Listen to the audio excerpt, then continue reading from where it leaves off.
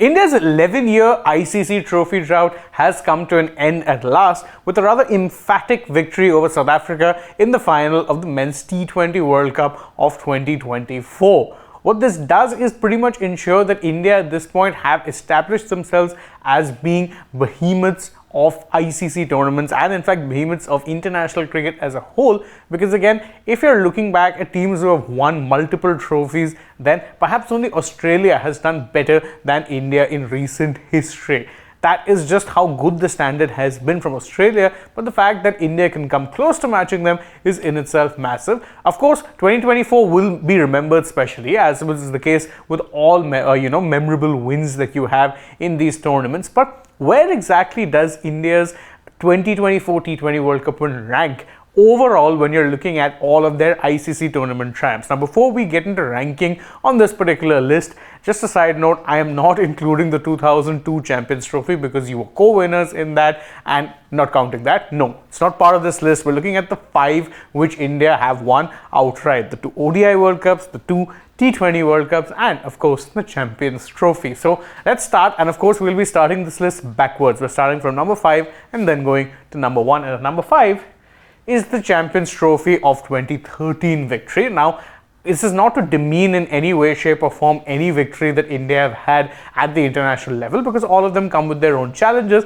but 2013 would rank 5th on this list for one simple reason. India at that point were established in terms of winning ICC trophies on a consistent basis. In 2013, you were coming off a run which saw you crown T20 World Cup champions in 2007, ODI World Cup champions in 2011, and then you completed the set as with MS Dhoni as skipper. In fact, he became one of the only skippers at that point in time to have actually completed the set. No other skipper till date has actually managed to win all 3 trophies in one reign. He managed to do it. But at this point in time, again, the reason I say this one ranks a little low is because India were the favorites, and living up to their tag as being the favorites, it wasn't one that was an unexpected win, neither one that India would have had to work extra hard for. That's not, again, demeaning any of their efforts, but when you go back and look at some of the other triumphs in this list, you'll understand why it is that I've placed this one at 5th. At 4th, I would place the ICC World Cup of 2011 victory. Now, I know this might seem like a scandalous choice, especially to a lot of people from this generation for whom the 2011 World Cup represented the pinnacle. But again, if you look at the circumstances surrounding this tournament, you'd understand that India winning this was big, but them not winning it would be even bigger. Why? Because they were the clear favorites. It was a home World Cup. They knew the conditions better than anyone else. They had a settled unit that was chock-a-block full of match winners. And what's more, you had a good blend of experience, youth, and of course a captain who, whilst we didn't know at that point,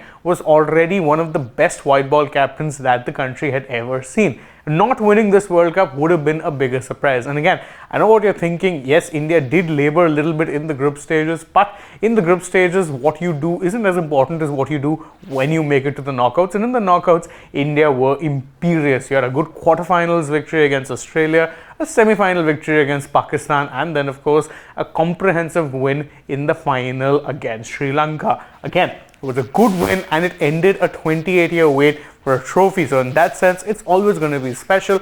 But again, if you're looking at it in an overall perspective, as I said, it would have been a bigger surprise to not win this trophy.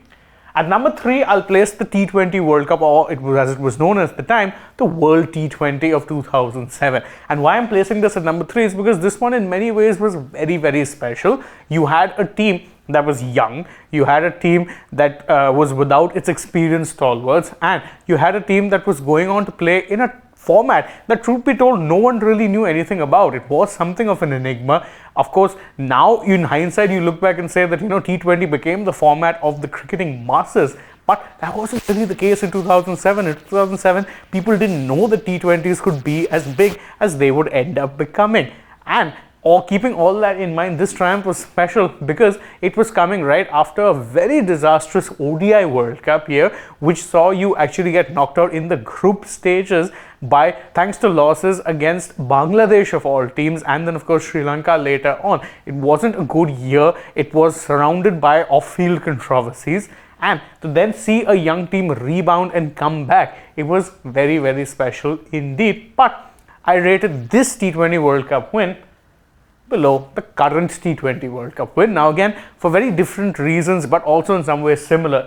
If in 2007 you were the underdogs due to, having a young team and a poor performance in the World Cup that year, 2024 you were also the underdogs because you had so much experience. Most people were saying, no, you don't need a Kohli and a Rohit back in the team. You could have done it with the youngsters. But look how they went out and proved us wrong. What's more, you were coming off a time period where India was the dominant force in the sport of cricket as far as generating money and generating fan interest. But they were in the midst of an 11-year ICC World event drought. You hadn't won an ICC trophy for 11 years, and the pressure was ramping up with every missed opportunity, particularly a missed opportunity at home in 2023, wherein you went unbeaten throughout the ODI World Cup, only to then lose the finals. So that's why I'm rating this one very high, because it was all about proving people wrong. And as I mentioned previously on one of our live shows, this was also down to India defeating themselves, because they were more often than not their own worst enemies. They ended up breaking free from the shackles that had bound them and played a fearless brand of cricket, and that's exactly what led to them winning this title. But at number one, no prizes for guessing, it has to be the 1983 World Cup, the moment where it all started, the triumph really that married India's love for cricket with, of course, the fact that you could be successful in the sport. Again, 1983 was a very different world. You had the West Indies, who were the most dominant side. You had England and Australia, who would be laying claims to also being good sides. India in 83, very much the underdogs. Nobody gave them a chance, but then they ended up doing the unthinkable, and the sport of cricket, as far as popularity, has never seen a dip in the nation since. And that's perhaps why this triumph will never be topped. Yes, the T20 World Cup of 2024 came very close to doing it, but perhaps it to certain people of a certain age, and even perhaps to people like me who are not alive to witness this is always going to be the most special victory. But you can let me know in the comments if you agree or disagree with this list, and don't forget to like this video, share it with your friends, subscribe to the channel, tap the bell icon, follow us also on social media. We're on Instagram, X and Facebook. Don't forget to download the Sportstak app, and if you're already on the channel, go ahead, check out some other videos we've done as well. For now though, from my side, it is goodbye.